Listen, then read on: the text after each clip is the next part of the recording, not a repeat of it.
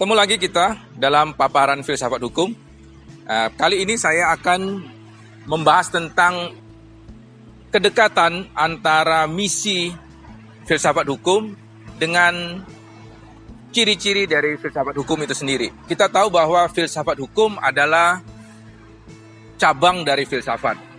Nah, misi dari filsafat adalah mencintai kebijaksanaan.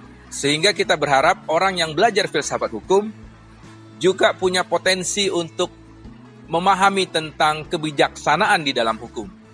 Nah, untuk bisa tahu apa dan bagaimana filsafat hukum dapat mencapai misi itu, pertama kita harus kenali ada karakteristik yang melekat pada filsafat yang kemudian bisa membawa misi ini ke dalam pembelajaran di dalam area hukum.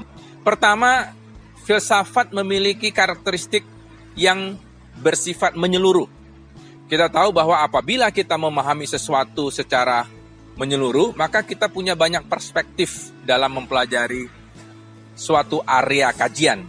Kalau kita mempelajari hukum dengan pendekatan yang multi perspektif itu, kita berharap orang dapat menemukan tentang apa hakikat hukum tidak hanya dari satu sudut pandang saja. Dengan demikian orang menjadi lebih bijaksana.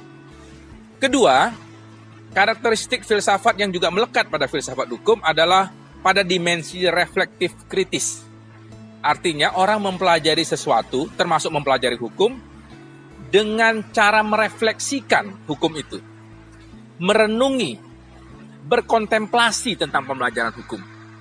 Apabila orang sampai pada perenungan itu, dia akan memahami hukum tidak hanya secara deskriptif, tetapi juga memahami hukum dengan cara merenungkannya sampai ke dimensi nilai. Jadi bukan hanya sekedar tentang apa dan bagaimana hukum, tetapi seharusnya seperti apa hukum itu berfungsi di dalam masyarakat. Sehingga tujuan atau nilai-nilai keadilan, kemanfaatan, kepastian itu menjadi satu topik penting dalam perjalanan pembelajaran filsafat hukum. Selain itu kita tahu bahwa filsafat hukum itu juga membahas masalah-masalah yang bersifat perennial. Perennial itu artinya abadi. Dari waktu ke waktu, topik-topik yang sama sebetulnya dipertanyakan orang. Misalnya, apakah hukum itu? Apakah keadilan itu? Mengapa orang menaati hukum? Adakah hukum yang bersifat kodrati? Itu adalah pertanyaan-pertanyaan yang perennial, pertanyaan yang abadi yang dipertanyakan orang dari waktu ke waktu. Sehingga apa yang dulu dipertanyakan orang, kemudian sekarang pun dipertanyakan orang. Dan kita berharap di masa yang akan datang dipertanyakan orang lagi.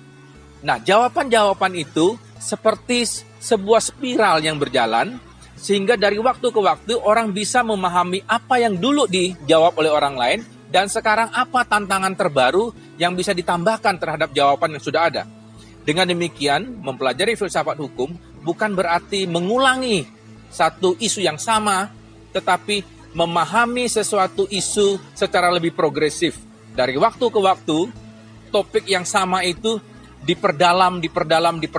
Sehingga kita berharap tantangan dari mempelajari filsafat hukum itu adalah tantangan yang sangat menarik. Demikian kira-kira topik kita kali ini, dan kita berharap dalam paparan berikutnya kita akan memahami lagi dimensi filsafat hukum yang lebih kaya. Terima kasih, sampai ketemu.